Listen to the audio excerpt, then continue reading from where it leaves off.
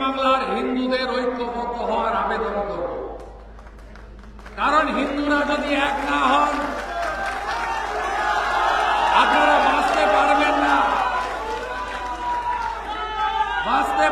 না, আপনারা।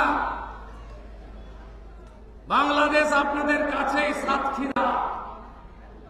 সেই বাংলাদেশে কিভাবে হিন্দু নির্যাতন হচ্ছে প্রত্যেক দিন আপনারা তার খবর রেখেছেন। আপনাদেরও আত্মীয় স্বজনরা থাকে। আপনারা দেখেছেন দুর্গাপূজা থেকে শুরু করে প্রত্যেকটা ধর্মীয় অনুষ্ঠানে কিভাবে পুলিশ এবং তৃণমূল কংগ্রেসের আশ্রিত জিহাদিরা আমাদের হিন্দুদের উপরে বাধা সৃষ্টি করে।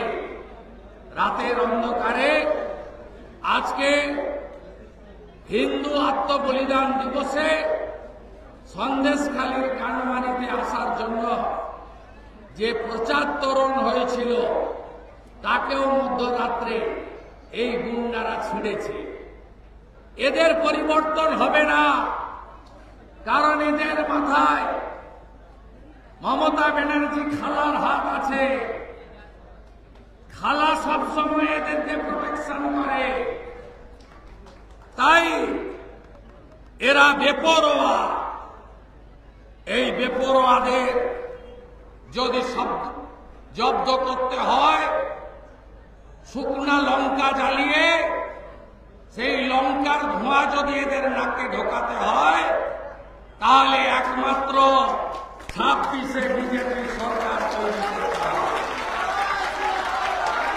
হিন্দু যদি বাঁচতে চাও, হিন্দু যদি বাঁচতে চাও